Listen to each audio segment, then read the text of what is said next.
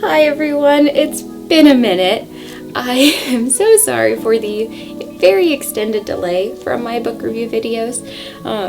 I appreciate so much everyone that's reached out to tell me that you enjoy these or that you watch them because I really do appreciate it. It feels good knowing that I'm not just talking to myself for no reason. So I want to bring these videos back. I have accumulated a lot of books since the last time I shared them with you all. So today I wanted to share two more recent acquisitions that have proven incredibly useful to me in recent months. So The Artist's Model from Etty Dispenser and Sargent and Spain. These are incredible books. I cannot wait to share them with you all. So let us go ahead and get started. Alright, this book I'm really excited to show you all. It is absolutely beautiful. It was gifted to me by a fantastic friend. Let me get this open.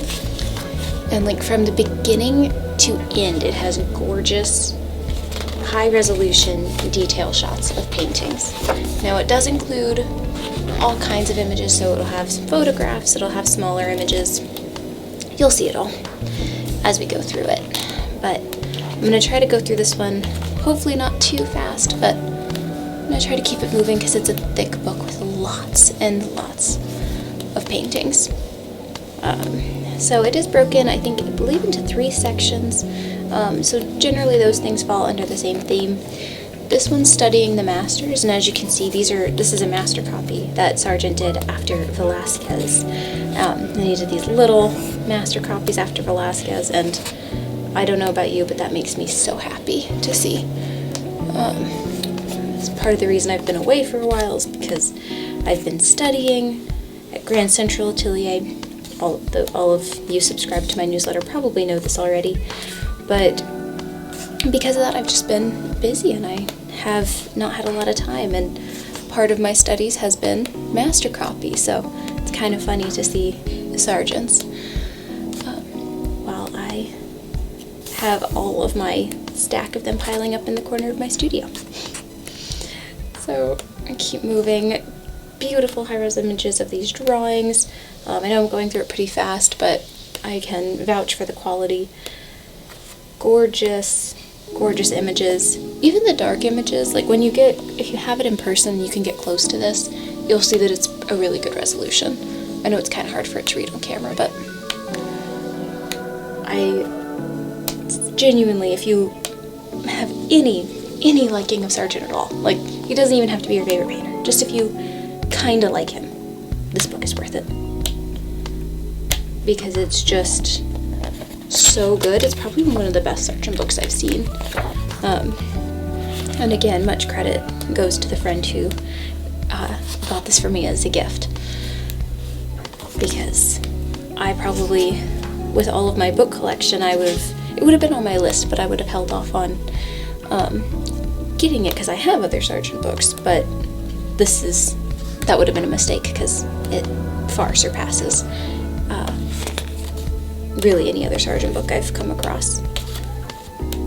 Because, I mean, just look at these. You have beautiful images of the watercolors, beautiful images of the paintings, like, it's just not ending.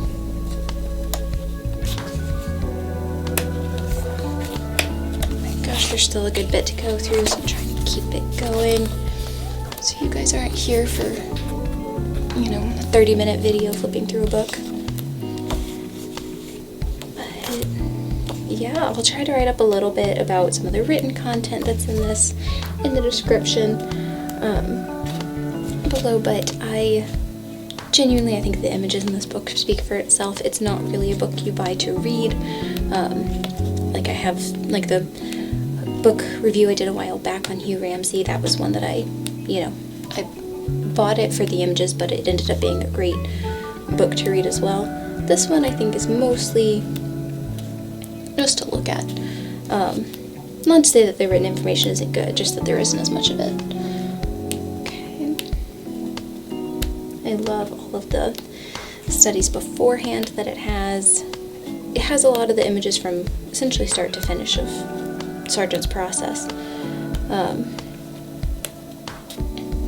And that is pretty much, we've gone through the bulk of it. Now we're into the notes, but even still you have these beautiful images. That's why I had to really flip through it all, because they hide these beautiful full-page illustrations in the back. Genuinely couldn't recommend it enough. Alright, moving on to our second book. This is The Artist's Model, From Etty to Spencer. I forget who wrote it. I believe it was like a collaborative book. It's by a couple different authors. Let's go ahead and start. Okay, apologies if there's a funny angle. My tripod is broken, so I'm doing my best to give you guys the most clear picture. Okay, alright. So this book is pretty self-explanatory. It is about a bunch of different academic figure paintings. A wide variety of artists and time periods. To be quite honest, you go back. It's mostly focusing on, like, I would say probably 18th, 19th centuries. But it does have a pretty decent variety. Few examples going back earlier, and then quite a few going into like the 20th century towards the end. Apologies for the funny angle. The book likes to shift. Okay, so it's a great book. It is really a beautiful, beautiful image quality in this book. Definitely, it's really definitely about the images. It's not really about the written content, I don't believe. So it's a great reference book. It's like the Atelier student textbook, you know, giving you a bunch of different, wide variety of styles and techniques to be inspired by, and just an endless source of inspiration. Great if you're having to set your own poses at your school and want to try something new, though as it probably is pretty clear some of these were shorter poses than what current ateliers do, because some of these poses don't look exactly possible to hold for that long, unless you employ the dolls. But anyways, I really do like this book. I believe it was Lime Academy's Instagram that I found out about it through, and definitely keep an eye on their Instagram for book references, or book recommendations, I should say, because I know the directors there have fantastic tastes in books, and definitely any book they recommend over there, it's probably worth investing in. And this one's not very expensive. I think I found it for $20 on Amazon or something like that. And again, it's not maybe as, let's say, beautiful as the Sargent book, but it has really good references, again, especially if you're working with the nude figure a lot and you just want to see how other people have problem solved and worked through their figure poses or images, what things they mannerized, which things they tried to stay accurate on, you know, all that good stuff. So there you have it.